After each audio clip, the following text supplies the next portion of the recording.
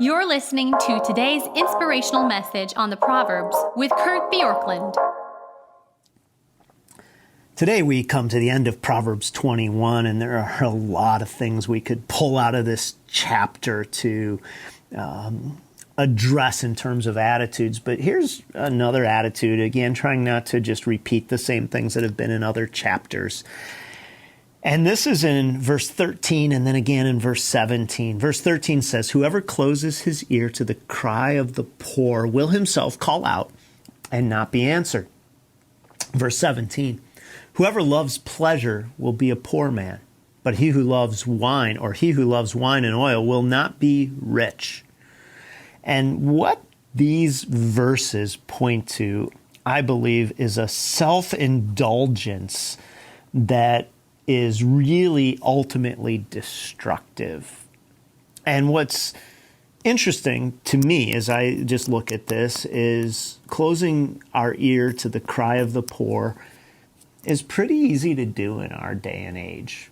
You walk past poverty, you see stats on it, and you say, well, it's just the way things are. And I've worked for what I have. But this says that if you close your ear to that in a sense, God will in some way not be there when you call out to him. I don't know about you, but I never want to be in a place where God doesn't respond if I call out to him, or where he says I won't because you haven't. And what that really is not responding to the cry of the poor, is a sense of saying, well, I've earned this and I deserve what I'm going to have. And then this idea of whoever loves pleasure, whoever loves luxury, is really pointing to the luxuries of life. Wine really refers to this idea of something that is used as a symbol for hedonism, and oil was a luxurious process of rubbing and kind of physically imbibing the joys of a lotion to the head and the body. And so this is a picture of loving luxury, and it says that whoever loves pleasure will be a poor man, and he who loves wine and oil will not be rich. Now, once again, the question here that I would have just reading through this quickly is to say, really?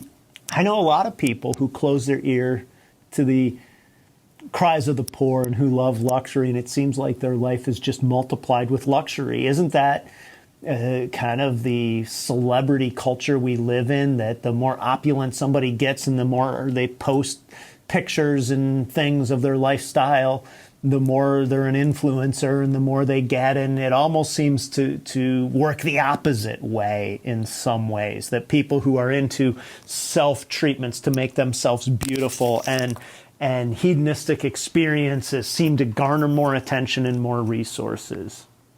And so once again, what we need to do is look deeply at this proverb and see it in the context where it says that every way of a man is right in his own eyes, verse 2, but the Lord weighs the heart. And then toward the end again, the sacrifice of the wicked, verse 27, is an abomination. How much more when he brings it with evil intent?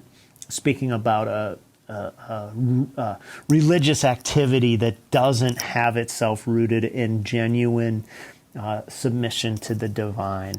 A false witness will perish, but the word of a man who hears will endure. And then it says, a wicked man puts on a bold face, but the upright gives thought to his ways. So the wicked is always portraying something, but the upright considers what's there. And then it goes back to this verse 30, 31. No wisdom, no understanding, no counsel can avail against the Lord. The horse is made ready for the day of battle, but the victory belongs to the Lord. Our destructive attitude can be saying, I want for me rather than to do what is right. And because I don't always see the results of choices, I don't always see that they're immediate, that they're always evident, I think that God doesn't work the way that he says he works here in this scripture.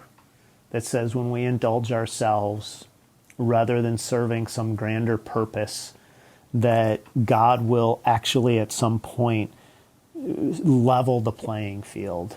And so that's a destructive attitude when we allow it to be part of our thinking day after day. So where have you loved luxury over prudence or diligence and service?